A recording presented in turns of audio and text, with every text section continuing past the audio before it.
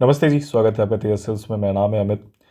तो cut off जो इस समय हीटेड टॉपिक है उस पे बात करना ज़रूरी है, ये जानते हुए भी कि ये ऐसा टॉपिक है कि इस एक तरह से गड़ासे पड़ रहे हो ज़मीन में और आप चेक करने जाते हो कि गड़ासे की फ्रिक्वेंसी जो है उसी के बीच में आप अपनी गर्दन डाल के वापस भी निकाल लोगे।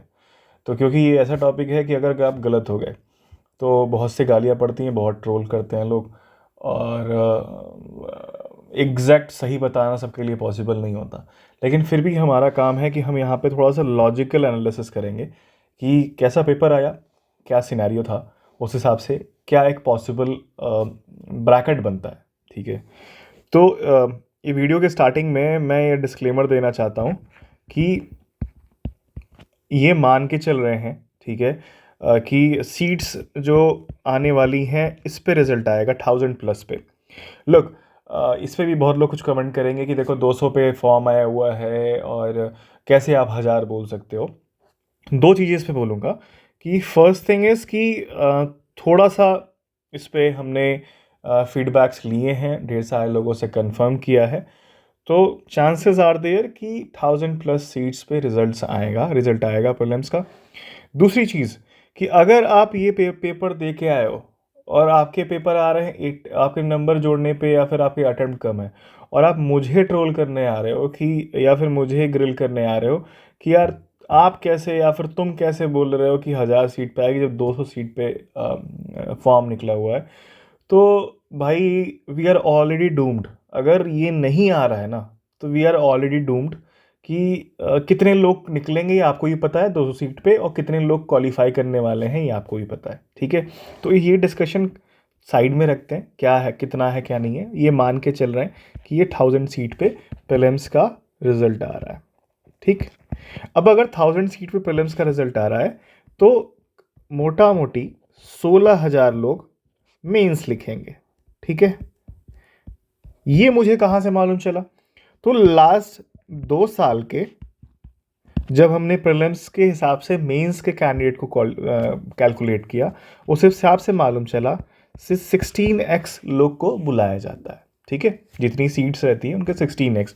मतलब एक एग्जाम्पल दे दूं तो लास्ट ईयर करीब करीब 250 सीट्स थी और लगभग 4000 लोग को मेंस के लिए बुलाया गया था। ठीक है।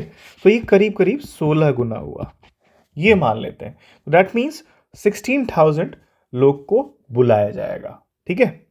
अब आती है बात कि इस पे थोड़ा सा डायसेक्शन करते हैं, थोड़ा सा लॉजिकल बात करेंगे, इमोशंस को थोड़ा साइड रखेंगे और फिर जहां इमोशन लाने वाली बात होगी लॉजिकल रीजनिंग में उसको भी इंक्लूड करेंगे। राइट। अब जैसा कि पता है आपको कि लास्ट ईयर जब 250 सीट थी तो कट ऑफ गई थी 93 से 94 के आसपास। राइट। अब बात आती है जब 4000 लोग बुलाए गए थे उसमें, है ना। अब मैं यहाँ बात कर रहा हूँ कि मेल जनरल कैटेगरी के लोगों के बारे में बात कर रहा हूँ। उसी हिसाब से आप जिस कैटेगरी में बिलोंग करते हैं उसमें आप एक बार को कैलकुलेट करके रख लीजिएगा, उसी के हिसाब से जो भी डिफरेंसेस आते हैं। ठीक। तो यहाँ पे करीब 40% लोग जनरल मेल थे, मेल कैंडिडेट से जनरल कैटेगरी के लोग थे। ठीक है। इसी में यानी आप कह लीजिए कि 1600 लोगों को बुलाया गया था जनरल कैटेगरी से मेल कैंडिडेट्स को। राइट। यानी इतने लोग 93 से 94 जो कट ऑफ था उससे ऊपर पा रहे थे। ठीक है। तो लास्ट ईयर पेपर ठीक ठाक था, है ना। लेकिन लास्ट ईयर का पेपर का भी बारे में मैं कुछ बोलना चाहूँगा। देखो लास्ट ईयर के पेपर में ना PYQ जिसको अच्छे से आता था उसको बेस बना के उसने अपना एक विजडम डेवलप किया था। राइट। विजडम डेवलप किया था, प्लस थोड़ा सा अलग जो ट्रेडिशनल मटेरियल थे, ट्रेडिशनल बुक्स थी, जितने भी ट्रेडिशनल एरियाज थे उस पर काम कर रखा था, और प्लस थोड़ा सा अच्छे से CA कर रखा था, करंट अफेयर कर रखा था।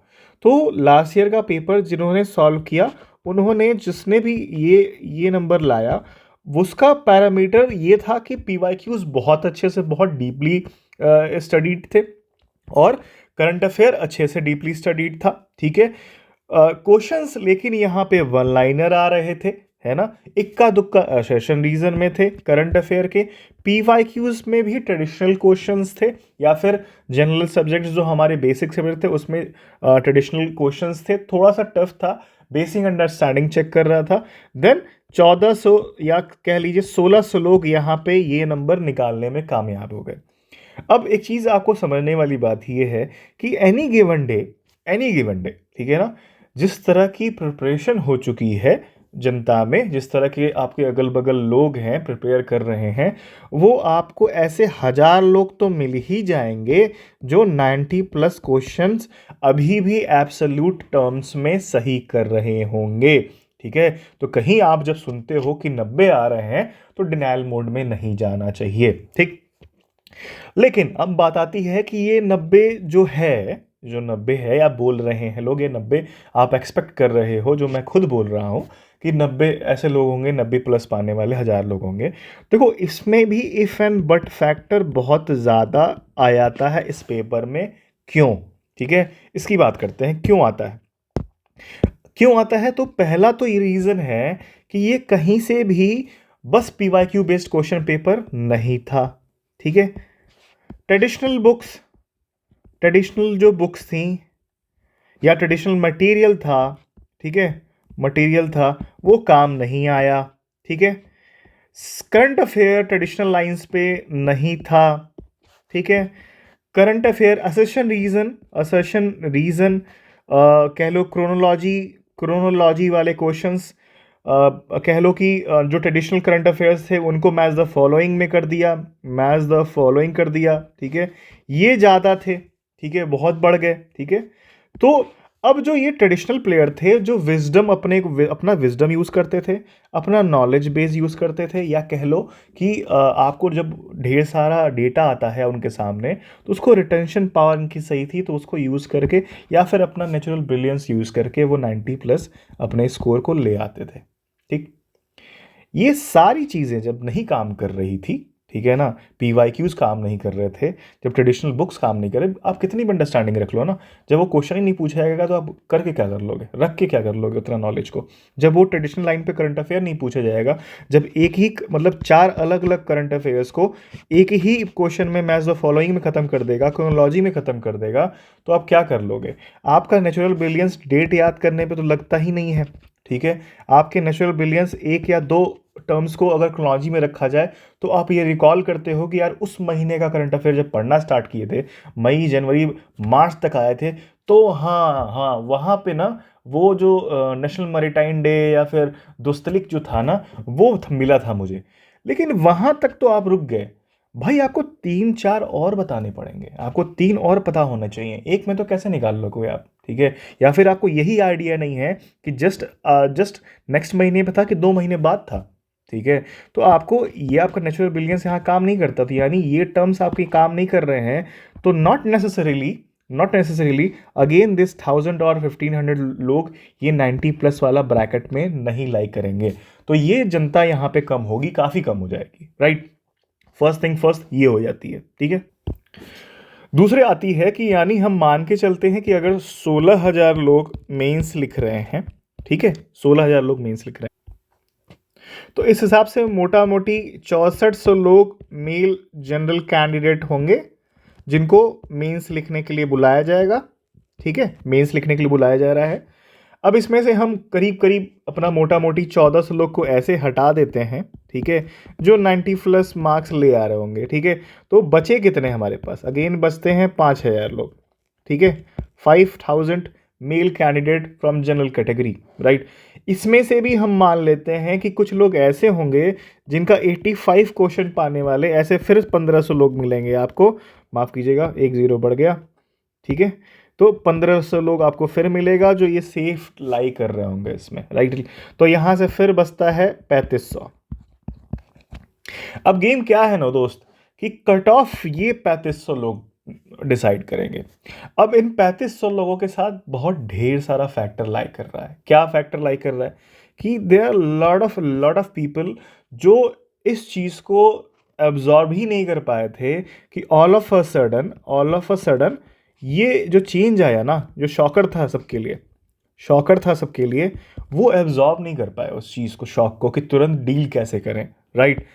जो इजी क्वेश्चन का प्लेसमेंट था, बहुत स्ट्रेटजिकली प्लेस किया गया था इन डिफरेंट सेट्स, ठीक है। स्ट्रेटजिकली प्लेस किया गया था कि स्ट्रेटजिकली प्लेसमेंट ये था कि दो बहुत टफ क्वेश्चंस के बीच में, चार बहुत टफ क्वेश्चंस के बीच में एक से दो, दो से तीन इजी क्वेश्चंस थे, सिंपल क्वेश्चंस थे, ठीक है। तो ये इसमें से भी काफ़ी काफ़ी क्वेश्चंस गलत हुए, सिंपल क्वेश्चंस, और जो टफ क्वेश्चंस था उसको डील करना तो बहुत मुश्किल था। थर्ड थिंग इज कि मल्टीपल स्टेटमेंट क्वेश्चन डील करने का एक बेस होता है ना। बेस ये है कि you work on elimination method, ठीक है, elimination method plus conceptual clarity, ठीक है। कंसेप्चुअल क्लैरिटी की बात होती है, कंसेप्चुअल क्लैरिटी बोथ वे, है ना। ये नहीं था, दोनों चीज़ें नहीं थी यहाँ पे, राइट। कहीं से भी ये 3500 लोग जो एंटर होंगे, वो कहीं से भी टैलेंट में कमी या फिर स्किल में कमी वो नहीं होगी। लेकिन आप समझो कि एक प्रिज्म से जब एक एग्ज़ाम को देखते हो आप ना, एक प्रिज्म से देखते हो एग्जामिनेशन को, आप यूपीएससी से क्यों ना आप 5 मेंस क्यों ना लिखे हो यूपीएससी में, लेकिन जब आप यूपी पीसीएस देने आते हो, यूपी पीसीएस देने आते हो, तो एक पर्टिकुलर माइंडसेट से आते हो, ठीक है। आप भले पूरे साल क्यों ना नोट्स बना रहे हो हिंदू के या फिर इंडियन एक्सप्रेस के नोट्स बना रहे हो, तो इंडियन एक्सप्रेस के नोट्स बनाते समय भी आप उन चीज़ों को नोट नहीं करते हो जो इस साल के यूपी पीसीएस के प्रीलिम्स में लिखा था, ठीक है। प्रीलिम्स के क्वेश्चन पेपर में था कि जैसे हाइट डैम की, या फिर कह लो पासेस की हाइट, या फिर किस दिन कौन सी चीज़ फलाना ढिमकाना हुई, वो चीज़ नहीं नोट करते हो। और इन सब चीज़ों में लॉजिकल रीजनिंग काम नहीं करती है, ठीक है। लॉजिकल रीजनिंग काम नहीं करती है, तो आपका नेचुरल बिलियंस यहाँ पे काम नहीं हो रहा होता है, राइट। तो यहाँ पे ये सब चीज़ें धाराशायी हैं, पूरी की पूरी धाराशायी। नेक्स्ट थिंग वाज कि, और ये बहुत इंपॉर्टेंट चीज़ था, कि इतने ज़्यादा मल्टीपल स्टेटमेंट क्वेश्चंस थे, इतने ज़्यादा मल्टीपल स्टेटमेंट क्वेश्चन थे, प्लस क्रोनोलॉजी वाले क्वेश्चंस बहुत ज़्यादा थे, प्लस मैच द फॉलोइंग वाले क्वेश्चन भी आपको दो का नॉलेज होना चाहिए, एक के नॉलेज पे बहुत क्वेश्चन कम निकल रहे थे। असर्शन रीजन के क्वेश्चन काफ़ी टेस्टिंग थे। तो ये सारे के सारे क्या हो रहा था ना, कि आप पहले स्टेटमेंट पढ़ रहे थे, क्वेश्चन पढ़ रहे थे पहले बहुत अच्छे से, 3 4 2 जो भी स्टेटमेंट दिए थे उनको कई बार आपको पढ़ना पड़ रहा था, उनके कीवर्ड्स को देखना पड़ रहा था। उसके बाद जो ऑप्शंस थे ए बी सी डी, उनका जो कंटेंट था वो इतना स्ट्रेटजिकली, या कह लीजिए बहुत अजीब से, मतलब हम इसको भी नहीं कहेंगे कि इल मैनर्ड था, क्योंकि वो बहुत ही अच्छे से प्लान किया गया था कि डी वाले पे ओनली 2 आ जाए, है ना, और सी वाले पे ओनली 1 आ जाए, और यहाँ पे बोथ रॉन्ग बोथ राइट कर दें, या फिर इस तरह से जंबल किया गया था कि आपको बहुत ध्यान से चेक करके, अच्छा ये वाला है इसको करेंगे, और फिर बबल करते समय भी जब आप चेक कर रहे थे या, क्योंकि ऐसा क्वेश्चन पेपर था कि आपको दोबारा एक बार को देखना ही पड़ रहा था कि भैया जो हम टिक मार रहे हैं अपने क्वेश्चन पेपर में उसको बबल करें कि ना करें, करें तो एक बार दोबारा पढ़ लें। पढ़ने जा रहे थे तो मालूम चला कि यार देखो भाई, ओनली 1 में नहीं कर देना, है ना, ए मत मार देना, वो डी है ना, डी है, या फिर वो सी है। तो कई लोग का इसमें गलती हुई है यहाँ पे, आप समझो इस चीज़ को, और ये इशू विद बबलिंग ये यहाँ पे अफेक्ट किया है ना। और 3 से 4 क्वेश्चन चाहिए होते हैं ऐसे, बस खत्म खेल, है ना। आप बाहर अंदर थे और बाहर हो गए, है ना, ऐसे पेपर में। तो ये चीज़ भी मायने रखती है ना, आपको ध्यान देना पड़ेगा। तो इस वजह से दोस्त मुझे लगता है कि कट ऑफ जो इन 3500 लोग का परफॉर्मेंस होगा ना, वो ड्रास्टिकली ड्रॉप करवा देगा, ड्रास्टिकली ड्रॉप करवा देगा, ठीक है। There are lot of people जिनसे मैंने बात की, कुछ लोग का कहना था कि यार कभी 80 से नीचे नहीं जाएगा, ठीक है। कुछ लोग का कहना था कि 70 भी जा सकता है, ठीक है। अब बात आती है कि जाने के चांसेस क्या हैं, और थोड़ा सा एनालॉजी ड्रॉ करते हैं यूपीएससी से, ठीक है। यूपीएससी से ड्रॉ करते हैं कि एनालॉजी क्या है, ठीक है। देखो लास्ट ईयर 2023 का पेपर जो था, कट ऑफ 70s में चला गया था, 76 और 78 आई थिंक, मैं रिकॉल नहीं कर रहा हूँ एग्जैक्टली, 78 चला गया था। अब बात आती है ना कि मेरा 78 डिस्कस करने का रीज़न क्या है, ठीक है। मैं लास्ट वीडियो में एक चीज़ बोली थी कि यूपीएससी हर साल अपने एक बेस ड्रॉ कर रहा था कि 2018 में ये इस तरह के क्वेश्चन आएंगे, फिर उन्होंने क्वेश्चन उस बेस पे और स्ट्रॉन्ग करते चलेगा, और सेम चीज़ें होती चली गई मतलब नेक्स्ट कंसेक्यूटिव ईयर्स में। There is a no such thing in UP PCS, ठीक है। इस एग्ज़ाम के साथ ऐसा नहीं हुआ।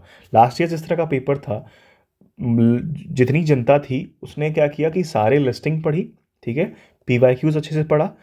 करंट अफेयर करते समय जितने भी मटेरियल थे नॉर्मल पैरेलल्स में, आप समझिएगा नॉर्मल पैरेलल्स में जितना भी मटेरियल था स्टैंडर्ड, सबने जिसको जितना टाइम मिला सब पे कोशिश किया पढ़ने की, 2 से 3 मटेरियल पढ़ा, लेकिन वो चीज़ें यहाँ काम नहीं आई, राइट। दूसरी बात ये है कि यूपीएससी में जब 78 कट ऑफ हुआ, तो आप ये देखो कि किसी भी स्कूल कह लीजिए 12th के स्कूल का एग्ज़ाम हो, उसमें आप जब देखोगे कि सीबीएसई के जो लड़के निकल रहे हैं ना, 200 लड़के 95% पा रहे हैं यार, है ना। 96% पाने वालों की 200-300 लड़कों की जनता आ गई है। सेम चीज़ जब कॉलेजेस पास आउट हो रहे हैं बच्चे, तो उनमें भी 90+ या फिर 85+ % पाने वालों की कमी नहीं है। दैट मीन्स कहीं से भी ना कह लो कि नेचुरल ब्रिलियंस की कमी नहीं है आज के दिन में। जब यही जनता कॉलेज से यूपीएससी प्रेप में आ रही है विथ ऑल देयर रिसोर्सेज जो उनके हाथ में हैं, कि डेली न्यूज़पेपर जस्ट मिल रहा है, काइंड ऑफ एनालिसिस जो चल रही है, जो सीनियर प्लेयर्स हो गए हैं वो अपनी आके एनालिसिस देते हैं, उसके बाद भी कट ऑफ 70-80 रह जाती है। ऐसा क्यों हो रहा है ना। क्योंकि जो पेपर वहाँ आ रहा है ना, प्रैक्टिकल टाइम में आ रहा है, बाहर निकल के जो पेपर देखेगा उसको लगेगा हाँ ठीक था, मॉडरेट टू टफ था, उसमें ऐसे कर सकते थे, सब कुछ तो पढ़ा पढ़ा आ रहा था। इस पे मैं बाद में बात करूँगा कि जो ये तमाशा बना हुआ कि सब कुछ हमारे से आया, उसमें एक नेक्स्ट वीडियो में बात करूँगा, वो बहुत लंबा हो जाएगा न्यास का, वो अलग बेवकूफ़ी चल रही है, ठीक है, उसको बाद में बात करते हैं।